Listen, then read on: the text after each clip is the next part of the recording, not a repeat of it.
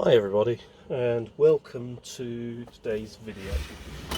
Now I'm not going to lie, I haven't had much luck recently with my various projects, so I thought today we would have a go with something that I bought several years ago and I've done absolutely nothing with, and it's actually one of my favourite video recorders, especially in this particular rental style, with the light grey front, the black, and then obviously the rental brand. Ideally I would have liked a Baird one, but this one's a multi-broadcast. The Baird units tended to originate from radio rentals. I think multi-broadcast came from multi-broadcast, funnily enough. So we're going to see what happens when we power this up, and I'm going to be brave and just put a plug onto it, power it up and see what happens. So I'm assuming it was probably decommissioned many years ago. This particular example I actually bought about, how many years ago would it have been? 2015 I think I got this, and it's been sort of in storage in various places ever since. So it just hasn't really done anything. I just need to find a more suitably sized fuse, because the plug that I've just located has a 13 amp fuse. That's going to be way too much for this. That's one thing you always need to do when you're doing anything, is make sure that the fuses that you're using are suitable for the job. You don't want to have a fuse that's way too big. So we'll go for a 5 amp instead, and I think I might actually have fitted with a 5 amp fuse. I might actually have a plug, this one, funnily enough, that actually has a 5 amp fuse in it, so we could probably dispense of trying to find another fuse, because we've already got one that's suitable. Let's have a look. Yep, that's a 5 amp fuse. Right, I'll just put the plug onto this and we'll be back shortly for the power up. Right, here we go. So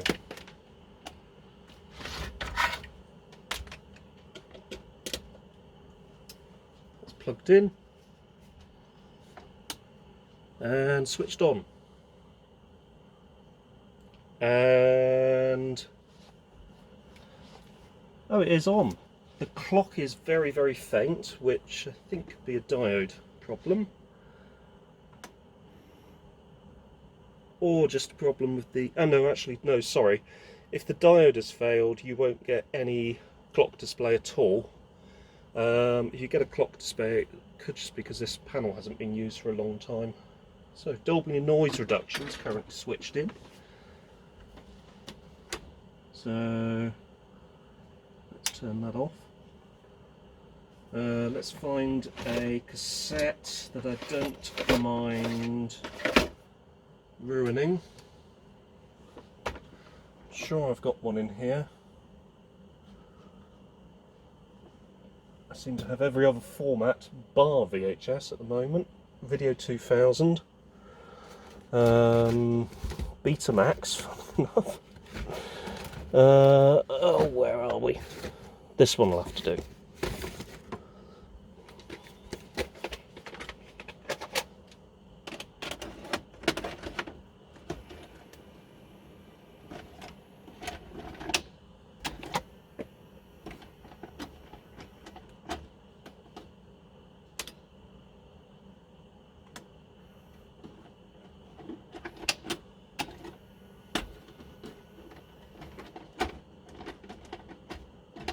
So the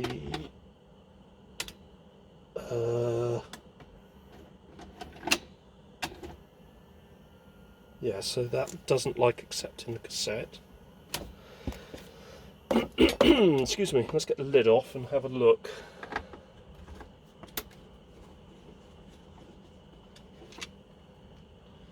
Oh, this is doing that weird thing that this plastic does over the years. It sort of gets this mottled effect,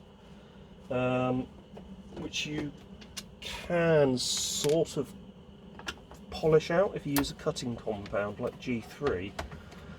You can sort of get this out, but ideally what you want to do is paint it again.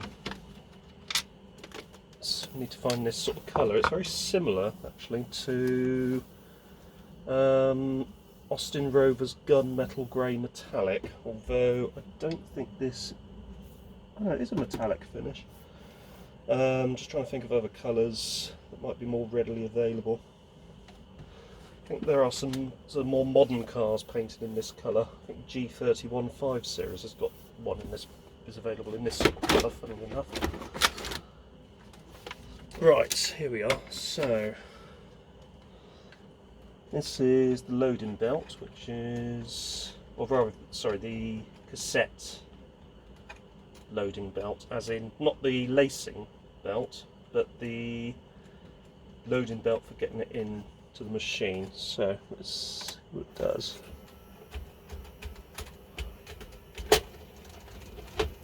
There we go, so it's a little bit weak going in.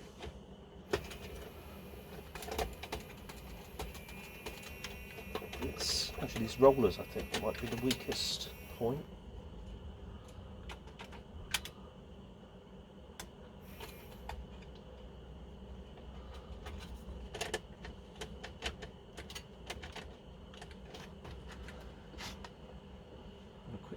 Power supply.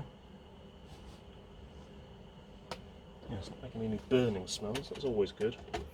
If I just flip the belt off of that, I have as well. The belt is quite slack actually, that's probably why it popped off as well. So we will need to do something about this. That's actually easier sorted out if it's off the deck itself. Actually, let's use a smaller screwdriver for that one.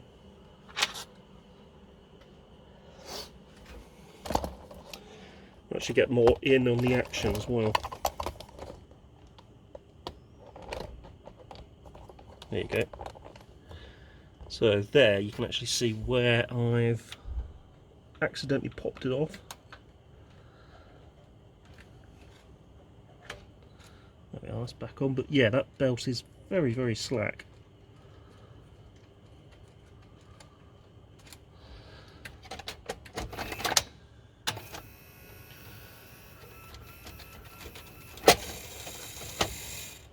So it immediately ejects it, so let's try this again, but get it to go fully in. So it immediately ejects the belt, the tape. Let's fake a tape. So to do that, we remove this little shield.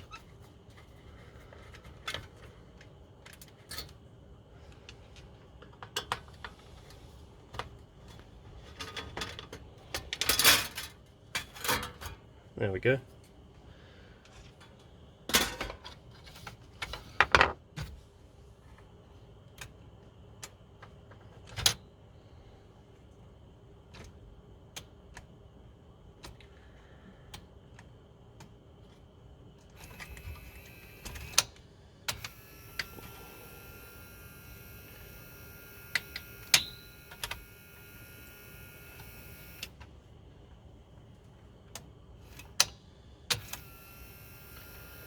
What isn't it like in? So there should be. There is a switch, and said switch is.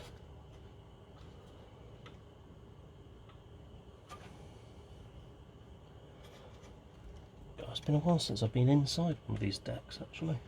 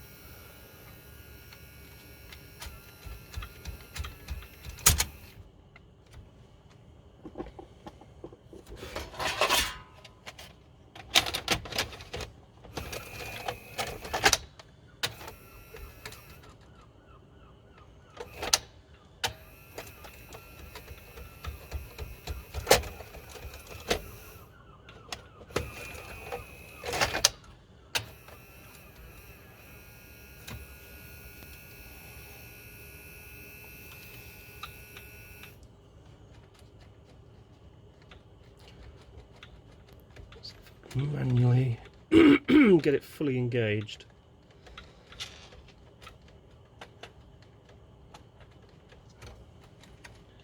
I'm wondering if it does that because it's not engaging quickly enough, or if it is just not working properly.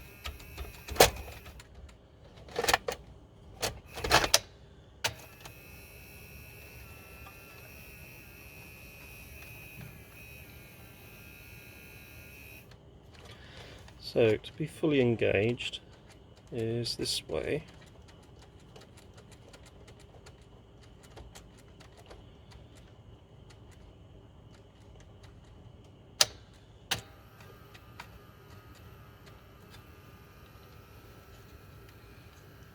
That is fully engaged.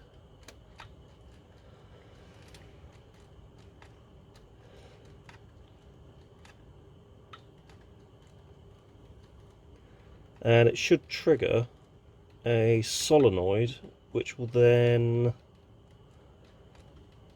I think it winds the tape if I remember rightly.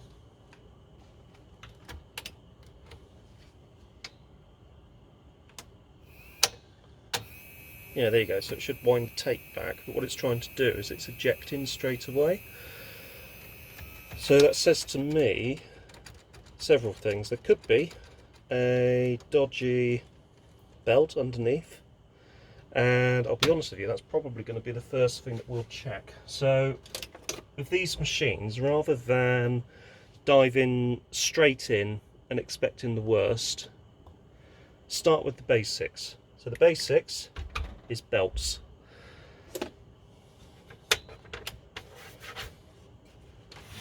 So we're unplugged and we're going to flip her over.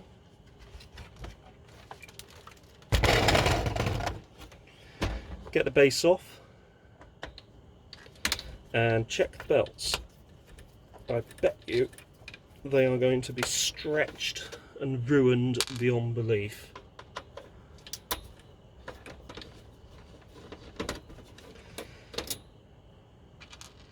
The loading belt, as in the belt that actually laces, I'm not going to worry about initially because that doesn't come into play until you press play, funnily enough.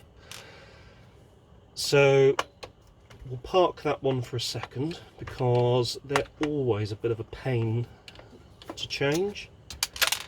But we're going to start with the easy win belts. And once we've got a machine that is engaging correctly and belts are going in correctly, then we can see where we are after that. The other thing is the video lamp. How is the video lamp? I think it's okay because we did seem to see that sort of come in, but again, that's going to be one that's well worth a check. Also, what's this? I think that's polystyrene, funnily enough.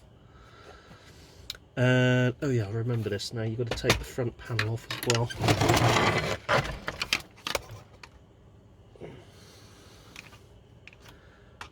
Just quickly whip out the front panel.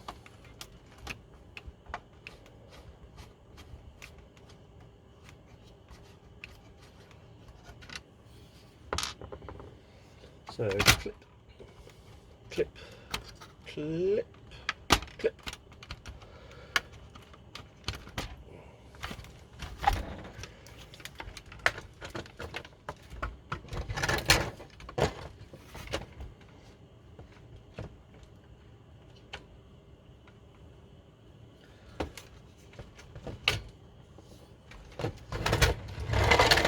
There we go. And clip it here, here, there we are, there's one, and that's the other, there we go.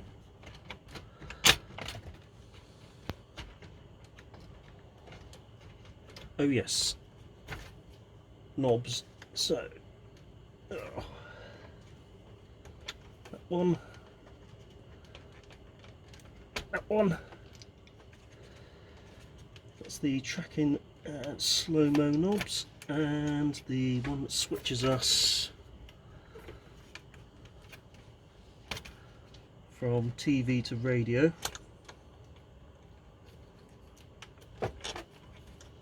So this machine was actually built in the day when we didn't have stereo broadcasts on television.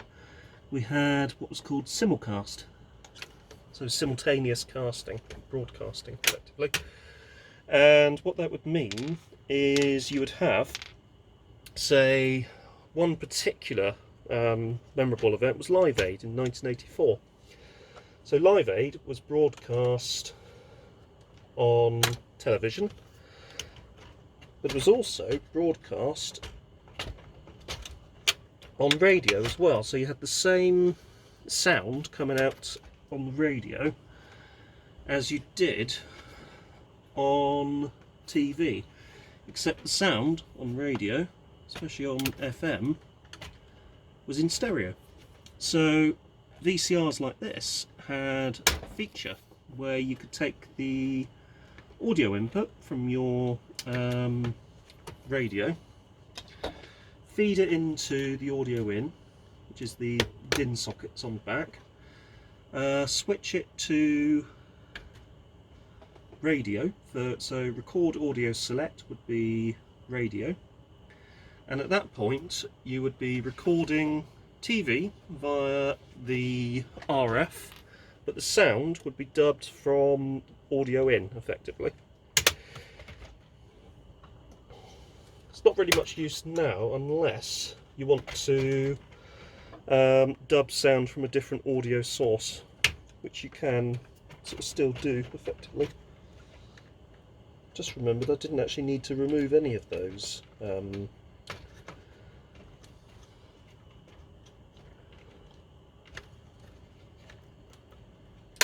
knobs because they're on the board itself. So what is the snagging point on here? Oh, okay. That was a waste of time. Not really. Just a minor diversion. Right. Okay, let's get this off. So, got these gold ones holding down board internally. These ones we don't need to remove because they join these two boards together. Just need to remove these ones which are holding it into the chassis of the machine itself. So there's one over here, one here. We should be at a point where, yep, there you go.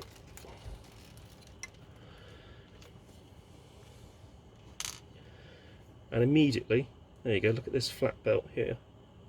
That's toast. That one could do with replacing.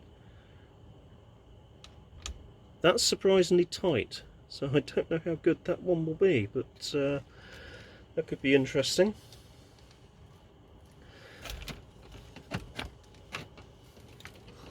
Oh, it's also got that lovely Elna smell as well. Basically, the Elna circuit boards, and they all have these really sort of unique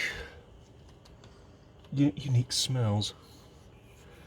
This is an NEC 553C204 microcontroller, I think. So we will replace this capstan belt. Do a quick holdy up. Okay.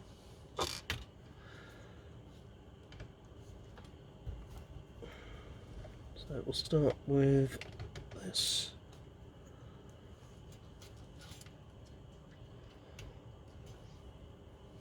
Then this one.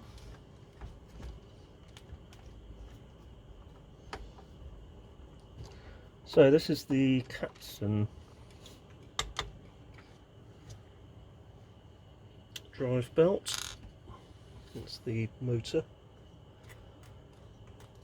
That is dry, very dry.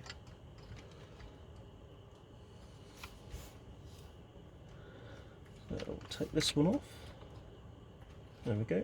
That's that one. and there is that one, and that is really dry. Flipping hell.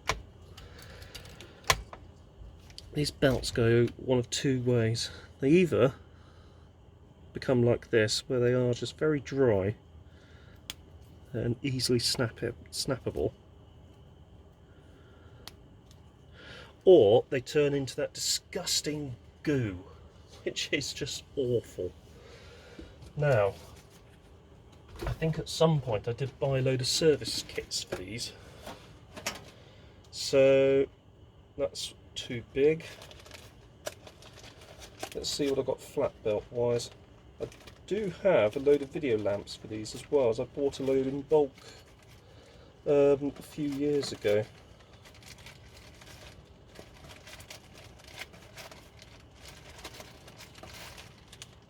Let's see what I've got flat belt wise.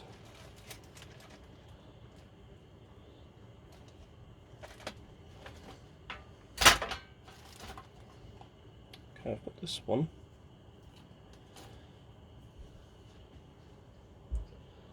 Bet you that's too big. Let's try it though.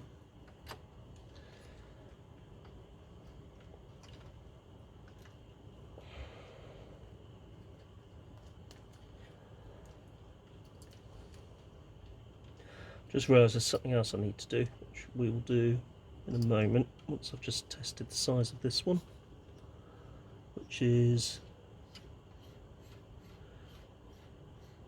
actually, that's workable. So the other thing you do is clean this up with a bit of wet and dry or sandpaper. That's just to remove any of this sort of corrosion that gets onto it.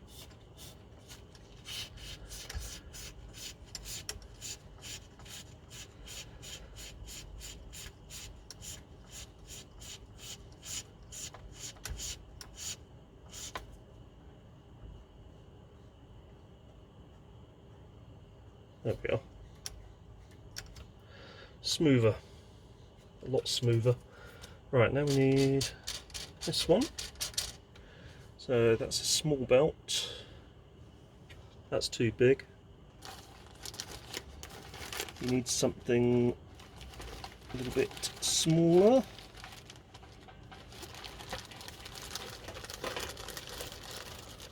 Let's see what we have.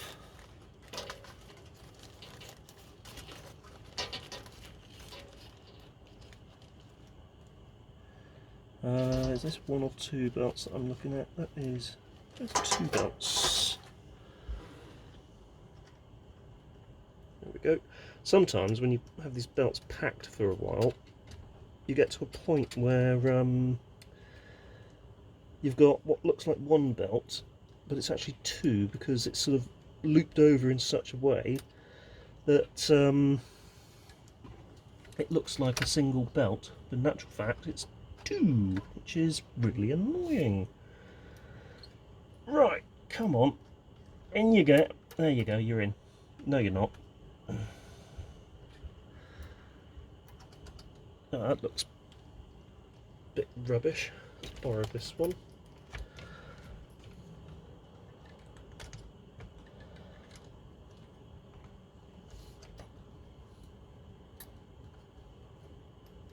There we are. Rotate it a few times just to straighten out that square belt. There we go. Right, that can go back in.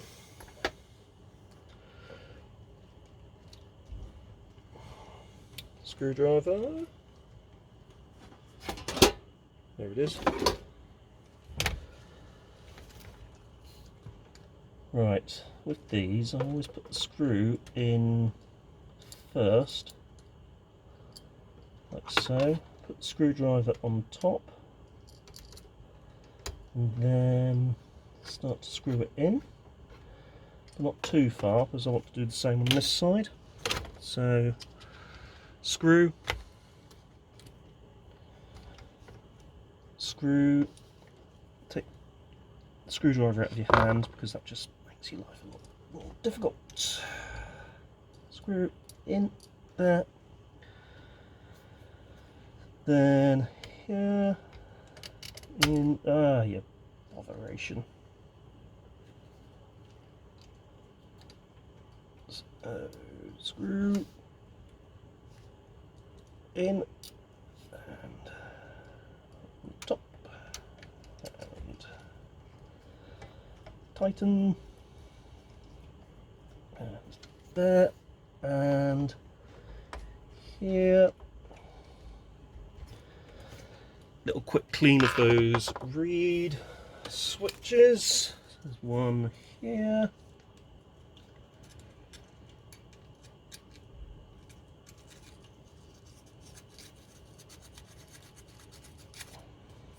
One here.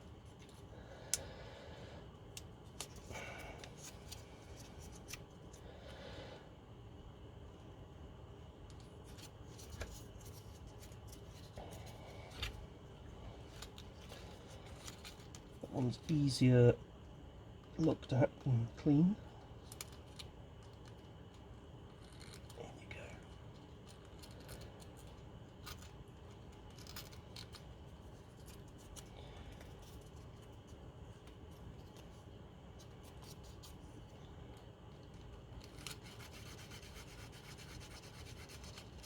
go. Okay.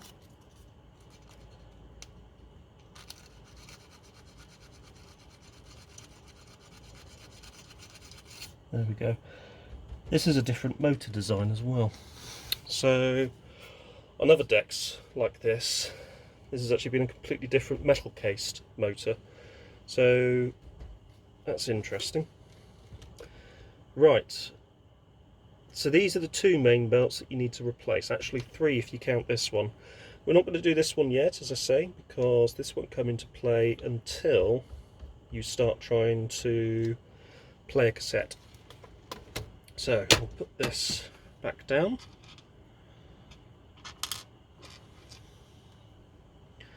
And we will put all of the screws back in, flip this up the top side and see how it reacts. I've got a feeling it'll probably be the same, so we'll see where we are in a second. So I'll just get these back in. It's not going in straight. There we go. One over here.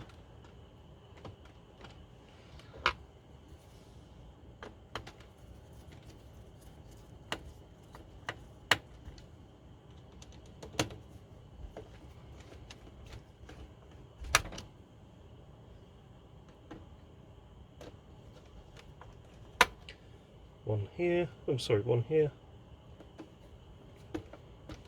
one here. Okay, I won't put the base on yet. There is enough clearance between this and the bench so that it won't hit anything. And also you've got these legs as well, so, or feet rather. There we go. So back down. Right, let's plug it back in.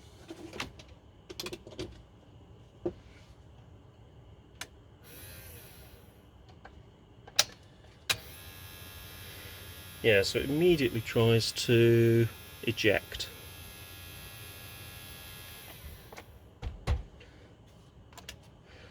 So what I'll do is we'll take the cradle out and replace the belt so that it's actually got half a chance at being able to eject the cassette. Also, what we can do whilst this is out is we can see if the video lamp's coming on. If it isn't, then that might explain why it keeps trying to eject the cassette. There you go.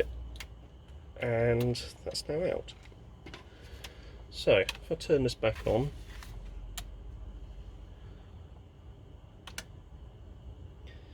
yeah, normally that would flash as it comes on, and it doesn't seem to be doing that.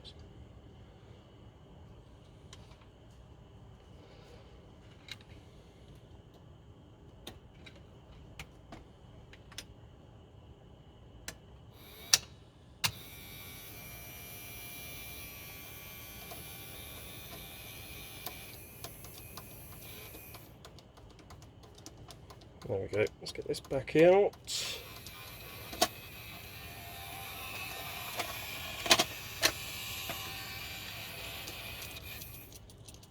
There we are. I think there's a reed switch on here as well, which lets it know when it's back in position. Yeah, there it is. There you go. So if you do that,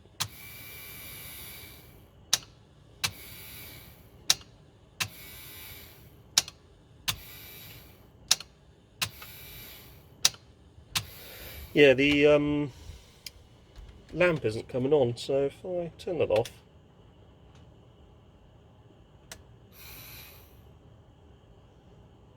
yeah, the lamp, did that go on or not? No. Right, so the lamp is toast, I think.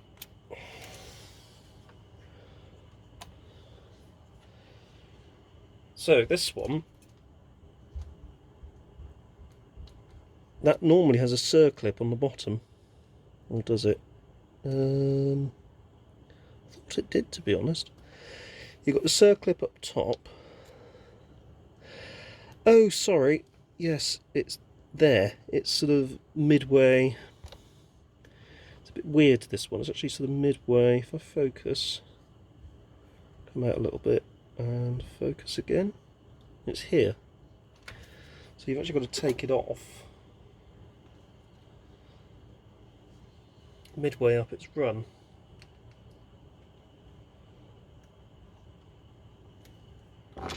So I'll just quickly do that off camera because it's a bit of a fiddly affair, and then we should be able to get this out. In fact, I don't think we actually need to take that top one off. Sorry, the mid one off. I can do this top one. That should allow it to fall through. There we go.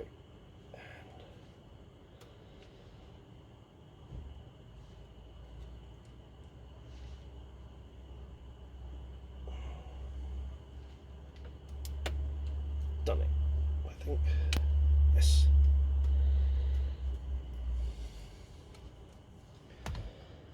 There you go. So let's fetch, try and grab that. There we are, that's the circlip. Here's your belt, so that can come off. I think I've said this before, the little cam chain on there, its run is very reminiscent of the cam belt on a Pinto.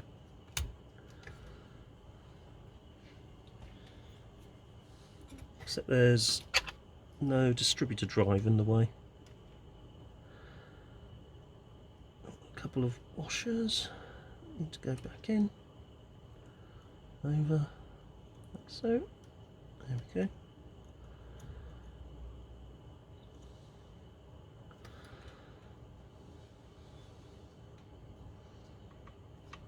And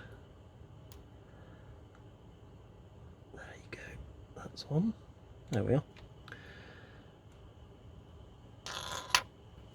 Now for another belt, we need something suitable. Let's see what we have.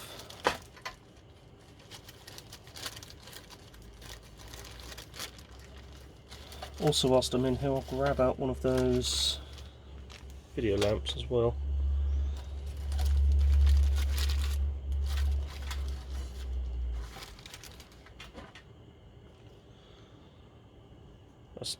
Is that the right size, or is that too long? Let's see.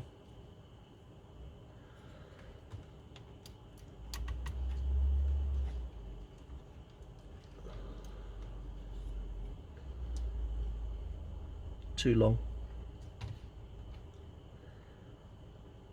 Oh, I've dislodged those little washers as well now.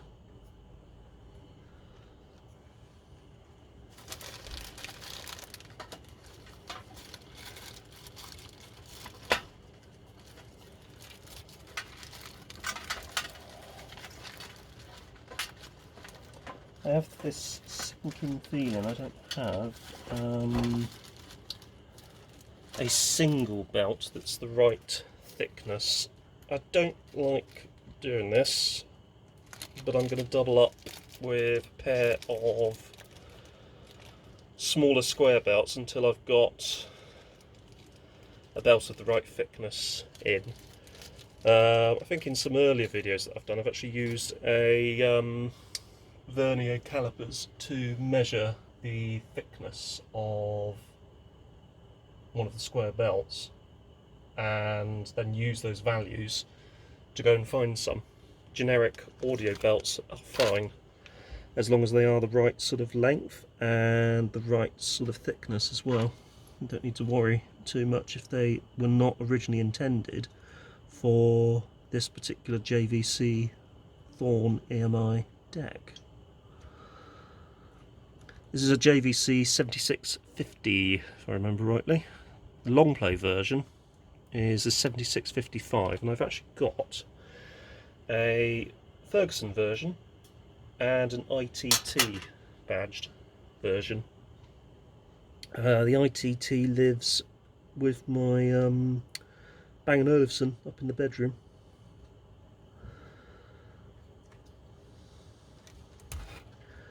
A lot of people sort of say, oh, why don't you use a newer VHS deck? Oh, they're better. Yes, but I kind of like the way the older one looks, and I'm, got to be honest, more than happy with the picture quality. These older decks did produce a really good quality picture for a VHS machine, which newer non-high-end VHS decks could never quite match. Yeah, you get hi-fi sound on a lot of the newer ones, but with the material that I watch, a lot of it's quite old and tends to be stereo recordings only. And I've found that there are some newer recordings where they still have a stereo linear track, which is unusual because I always thought they stopped recording linear tracks in stereo after a certain time. Right, I'm going off camera again just to get the circuits back in, as well as these annoying little washers, spacers rather.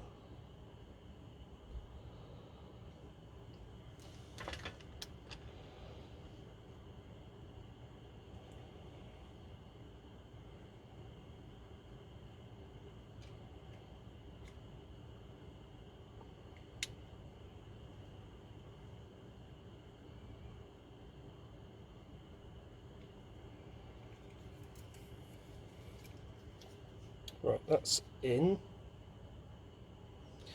Just need to wriggle it a little bit to wriggle it just a little bit. God, I hated that song when it was current. Anyway, and I still hate it now, funnily enough. It has not aged very well.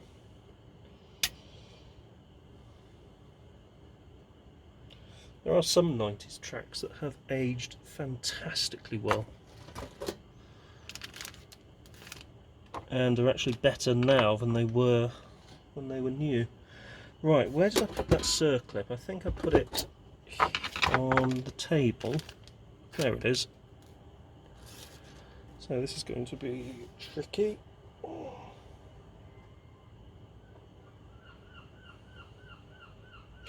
Whatever happened to Tricky? There's a question. So Tricky was a trip-hop artist, popular in the sort of time around Portishead.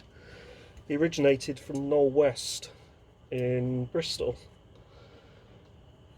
and he was quite the thing for for a short period of time. He was in Fifth Element as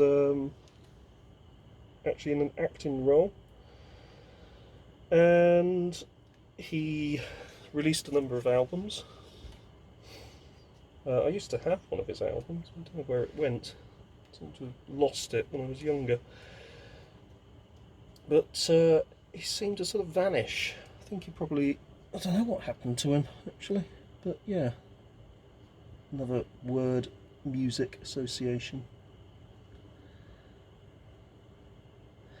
There was sort of, at that sort of time, there was a whole scene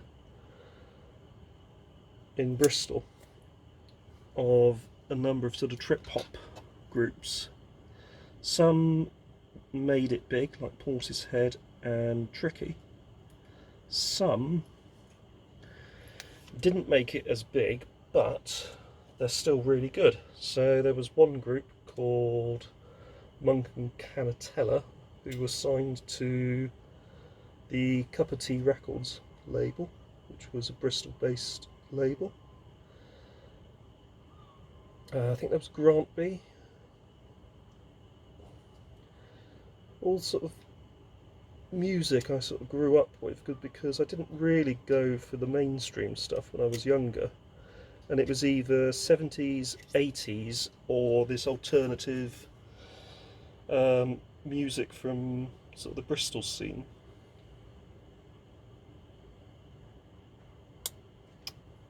And I remember it fondly. It was pretty good, from what I can remember. I find myself listening to some of it these days, actually. Still do. Right. Video lamp. There is a right way of doing this, which is time consuming, and a bodge way, which is less time consuming but involves cutting the cables short and just replacing the bulb. Either way is perfectly valid. Looking at this to see if I can see if it's blown at all.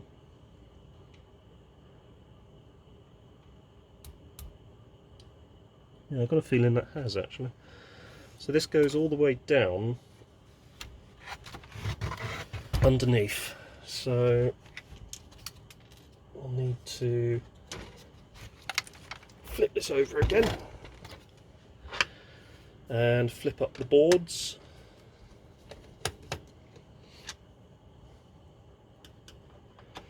You could at one point actually get an LED replacement kit, which meant that you had something that would pretty much last indefinitely. These incandescent bulbs tend to need to be replaced every few years.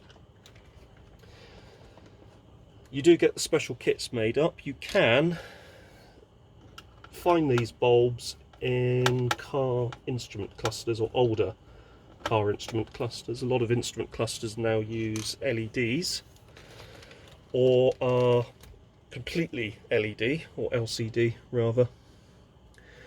Right, video lamp wire. So video lamp wire terminates on this little board here, if I remember rightly, and you've got, here it is, so that comes into here onto this little board there. So I'll just need to chop that out of the way. I just need to find my snipping tool. There's one.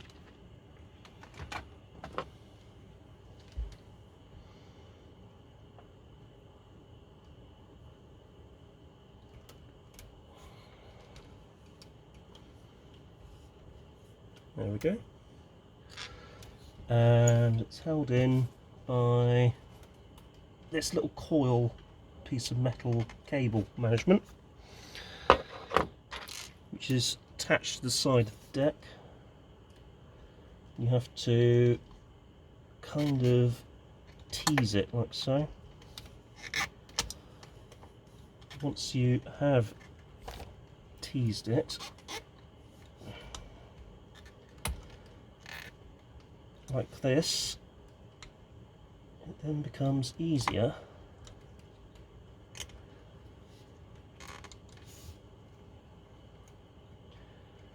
to remove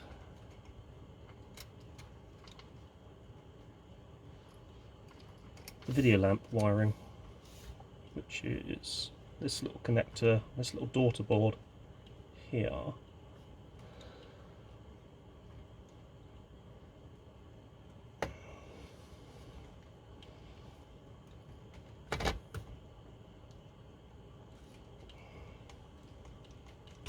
There we go. And then that will come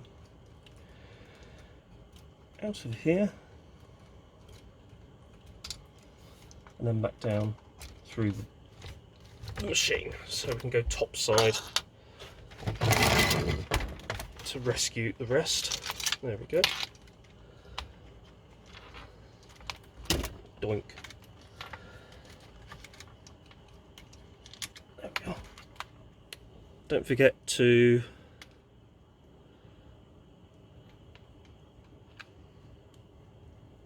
remove like so. Always keep the old cable and bulb, because if you need to bodge one, it's a lot easier when you've actually got the original bulb and the cable. So here's a new one, which is worryingly shorter than the old one. So that's probably because this is for a different application.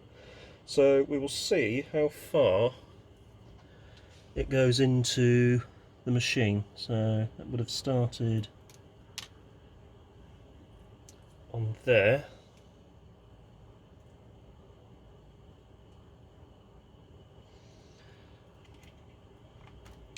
Goes through here.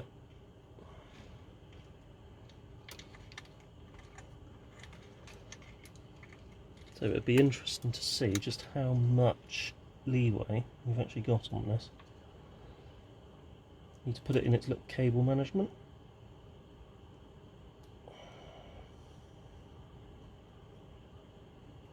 Okay. And there, I'll actually screw that back in, because if I'm going to do any extending of the cable, I'll do it from underneath the machine itself. Just make sure that that's out of the way of anything that it could snag on. It's probably actually easier to go this way. In fact, that's the way it came out, because you've got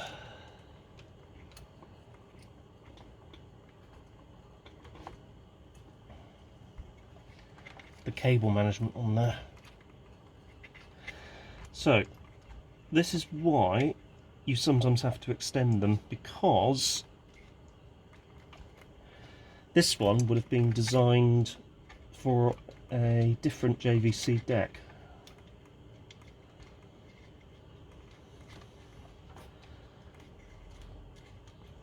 However, this is far from the end of the world, because we can get that through.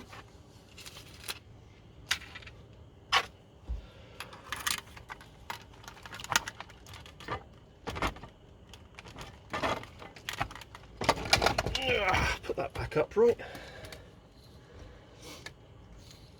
and let's see how long it goes, extends. Yeah, so that comes to about there. So what we'll need to do is just extend that a little bit, and I'll do that now, so bear with me. So what I've done is I've actually managed the cable back in, so in other words used the cable management to just put the cable back in place, and I'm just going to dab some solder onto the bare wiring just so that it adheres itself together. There we go, that's one, and then do the other one. That just means that you keep it nicely together as well, so it's not going to go anywhere. And just do that around and up. There we go. Perfect. And the final thing is to insulate it.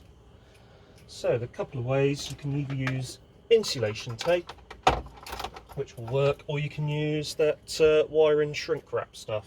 Whatever takes your fancy. There's no wrong way to do it, so long as it's insulated. I prefer using the insulation stuff, but to be honest, because I want to see if this deck actually works. For now, I'm just going to use a bit of insulation tape and apply that, and we can come back to it off camera to put on the correct stuff. So a little bit of insulation tape.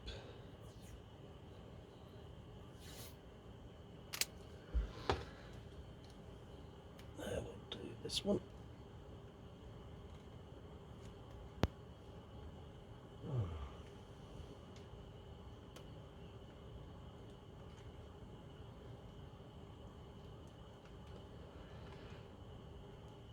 There we go.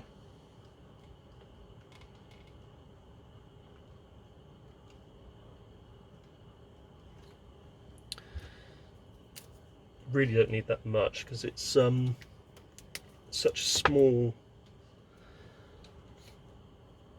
joint connection that you don't need that much, so long as it's covered and it is secure. And then that can just sit quite nicely out the way under there. And the rest of the cable is managed in. Need to get a little cable tie, so I'll just go and fetch one. Here we go. So that was all this little lot here, I think.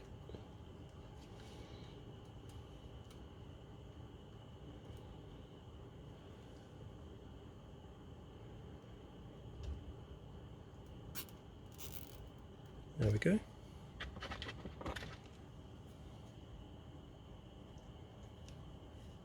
Oh.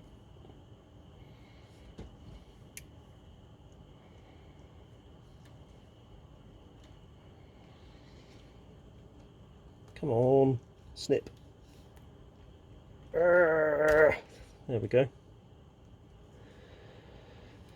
Right, okay, let's pop this back down. And we will screw this one back in. We will then flip this back up, refit the cassette carriage, and then see what happens. I think I've just used the screws.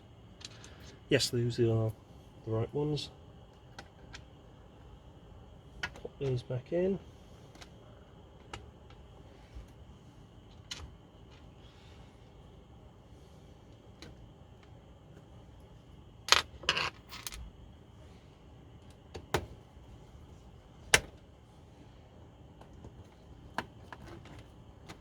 Oh, sorry. Just realised that that was in quite an annoying position.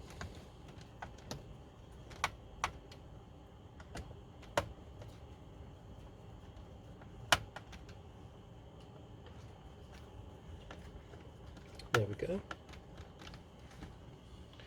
There we are. And flip it back over.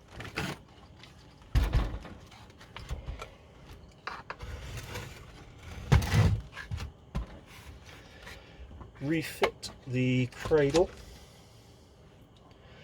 So ideally we need the cradle back in place to see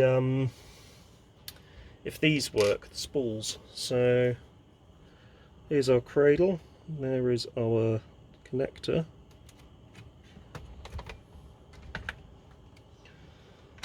There we go.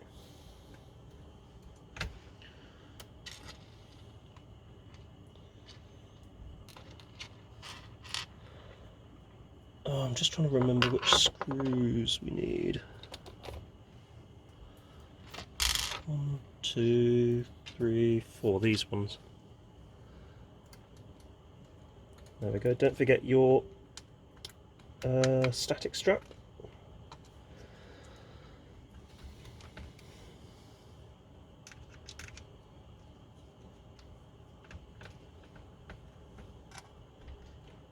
For some reason it says pink left. Not sure what that means, unless it's this cable here, which is pink. Might be, actually. There is one of the tape end sensors has a pink connector on it, so somebody's been in here before for something.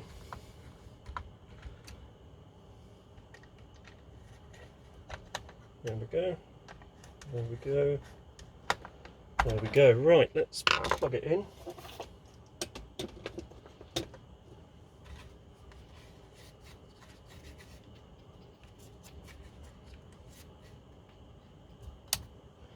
There we go.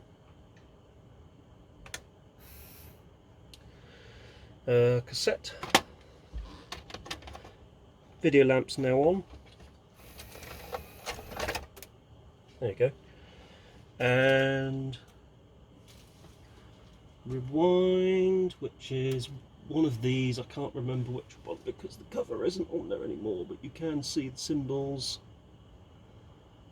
there. Oh, okay. That's actually quite surprising.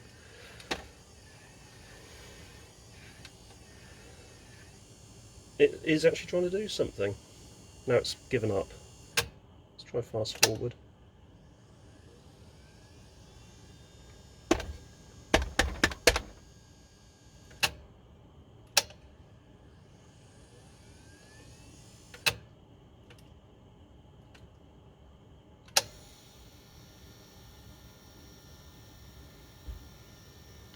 What was that one? Oh, that's play. So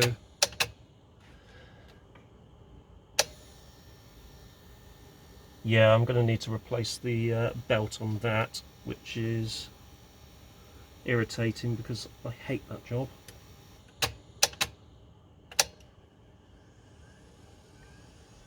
But we will see if we can rejuvenate this first. Let's see if eject works. Yeah, that works fine. And the video lamp's working now as well, so that was the problem. Let's do something which tends to trigger people. I hate that phrase, but it really does. You get people going, oh, well, you replaced the roller, sanding them, it's not going to do anything, oh, it's a really bad way to do it.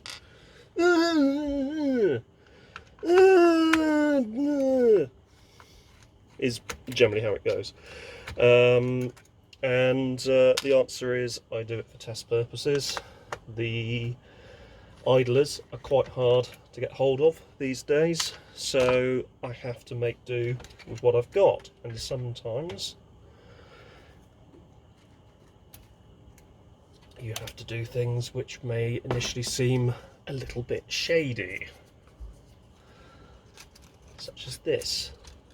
Just see people in the comment sections immediately now going, oh, I can't believe what you're doing, oh, the world's going to end, oh. Let's see if I can actually get this to turn. Sometimes you can get away with just giving these a clean with some isopropanol.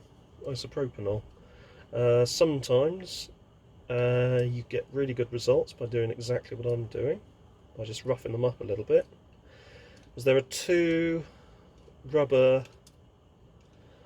rollers, idlers. So there's one on this idler itself, which I'm just fiddling with now, and there's another one on each spool.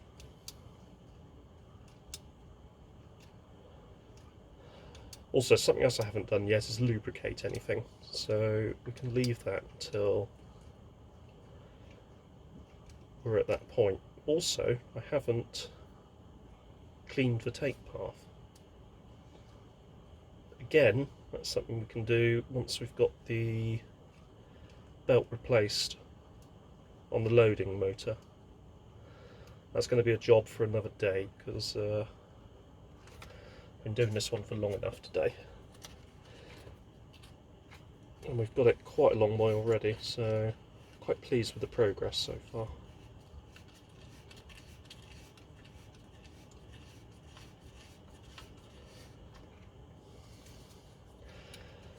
I could do something which will really cause people to erupt with rage. I'm not the type of person to anger people, but I do get a bit irked when you get all of the armchair experts telling you that you're doing it wrong, and you say, okay, I am always happy to learn, can you please tell me what I'm doing wrong and release the video onto your YouTube channel showing how it should be done. They never do, which is super annoying, because I'm very keen to learn, and if somebody's got a better way of doing something, please, by all means, tell me and show us, and I'll link to your video. But that is one of the many wonders of social media. Everybody seems to have a view these days, and they don't necessarily need to air it. It's the equivalent, I suppose, in the 1980s of some annoying idiot down the pub trying to tell you that you're using the fruit machine wrong. No, you don't want to do that, mate. There was a whole Fast Show sketch about it, where Simon Day played, what was his name? It was Simon Day was the actor, and I've completely forgotten the name of the character he played, but he would always sort of tell people how to use the fruit machine and invariably get it wrong. And it seems that social media gives you that sort of modern equivalent. You also have echo chambers, you know, various political views where somebody says they're right and there's nothing that you can really do to sway them any other way. Not that you would want to, because politics and political discussions are very tiring and something I avoid on this channel, because everybody has a view and it's not necessarily one that you would agree with.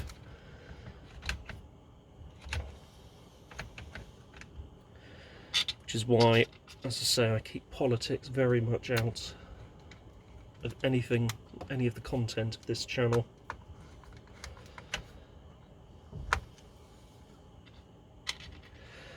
So, that is roughed up. The thing that I did as well was I used a bit of isopropyl on the wet and dry, just to give it a bit of extra roughing up. If that doesn't work, I'll need to find a suitably sized idler.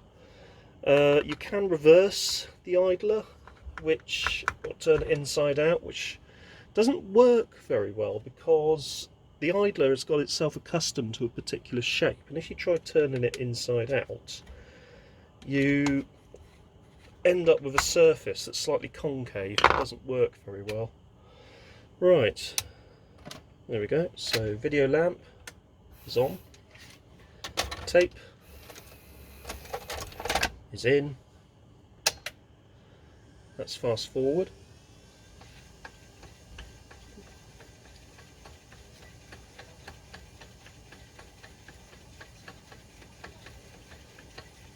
That's definitely working better. Yeah, there you go. So the trick now is just to leave it, to do a full fast forward and then do a full rewind, and then you can pretty much say that that is the idler sorted.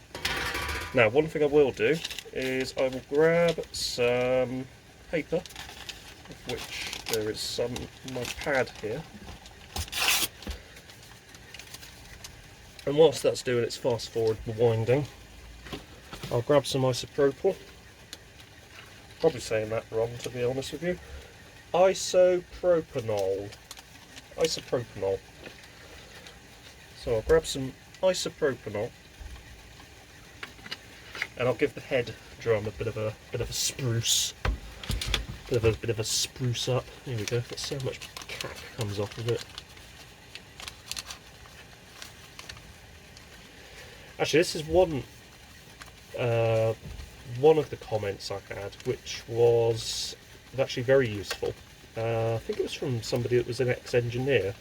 He was saying that if I was cleaning it with, say, tissue paper or a lint-free cloth, which I was previously, that's a very bad thing to do, because you risk snagging the head chips and chopping them off. Which is probably what happened to that VTC 9300 that I repaired the other week. Whereas if you use paper, you're cleaning, but you're not snagging, and you don't risk, or the risk isn't as high of snapping off the head chips. And ever since I received that device, that's the way that I've always cleaned the head drum itself. It's the way that I've been doing it since then onwards, and that is caked.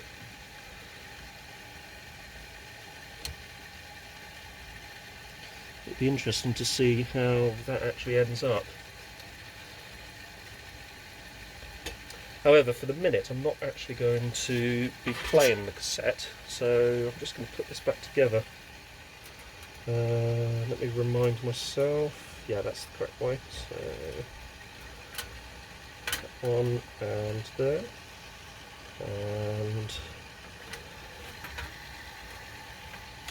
there.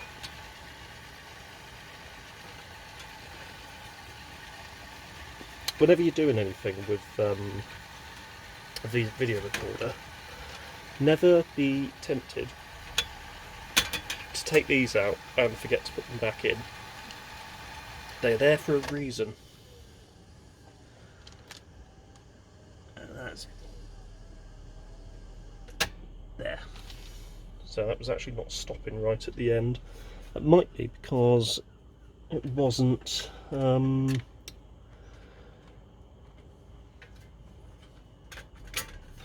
snagging or dragging the tape through for the leader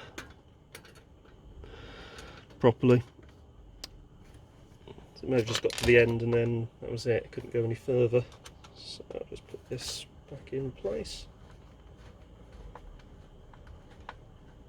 There we go. That's just popped out because of reasons. And let's put this one back in place.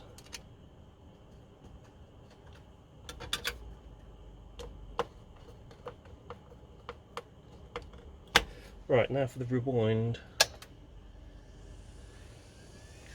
Oh, it's struggling. Little tap.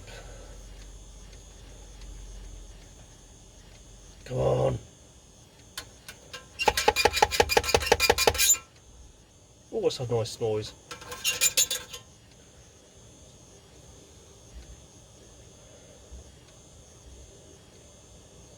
Yeah, I do have a feeling that I might need a new idler,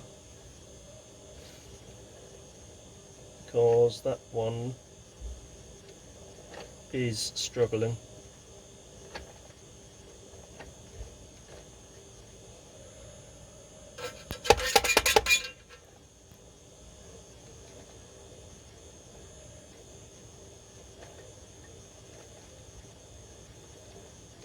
It's having a good go though. I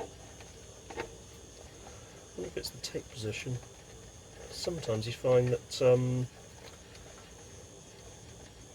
the carriage might not be in properly, but with this particular carriage there's only sort of really one position it can go in. The only adjustable one is this one, but all of these are fixed, which means ultimately that one is in a fixed position as well. That's actually running better now.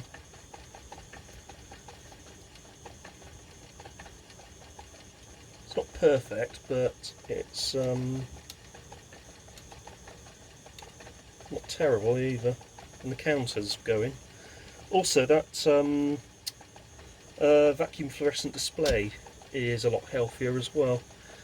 They react a little bit like CRTs because that is almost effectively what they are. They have phosphor, they have an anode, they have a cathode, they have heaters. And if you don't use a CRT for a while, the emission is really low at first turn on, and then after a few minutes it tends to warm up and tends to perform a lot better. There's one little trick that I always do is when I have a CRT I haven't used for a long time, I'll turn it on and set the picture to an empty station or snow, so you just get the snow. Obviously if it's got a blanking circuit, which a lot of newer ones do, you could play back something that's got a lot of white in it, or set your tester so that it displays white, and then leave it just on that for about half an hour or so, or leave it on sort of noise for half an hour or so, and that's usually enough to brighten everything up, and then it works perfectly. Right, let's hit play and see if it wants to lace.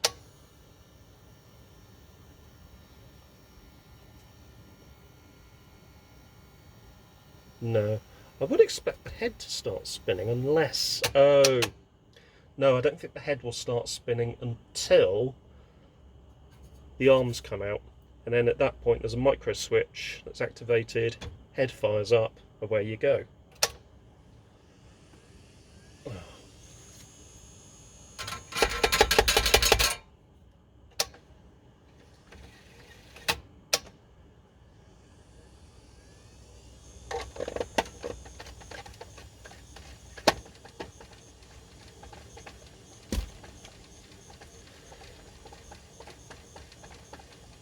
Go on, you know you want to. There we go. So in the next video what we're going to do is replace the lacing belt underneath, and we'll consider replacing the idler as well, and then we'll see where we are after that. But it's nice to actually have something that has worked for a change. I was beginning to get quite a bit down when everything that you try just ends with it not working. But, you know, that is the challenge that you face when you are dealing with kit that is 40 years old and by no means actually new. It's just one of those things, you just have to deal with it. It's frustrating, but it is what it is. But, you know, it's a hobby, keeps me out of trouble. And I've just realised I've used the wrong knob on that tracking control. I used the one for the TV/radio input, which is this one here, I think. There we go. Perfect. And it's got the tracking all the way down. Put this back in so that it points in the right direction.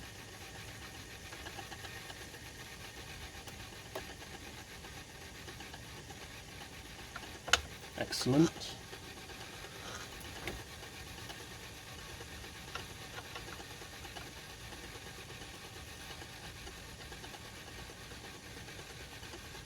Get the slow-mo one back in as well.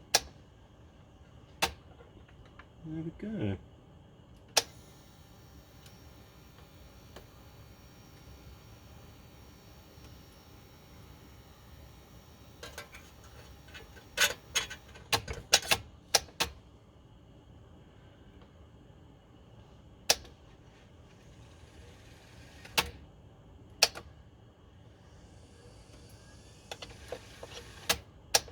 Excellent. Well, that's working, so that's good. Anyway, as I say, that is it for today.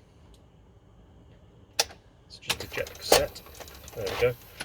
Right, I'd like to thank you very much for watching, and don't forget to like and subscribe if you haven't already, and I will see you again very soon.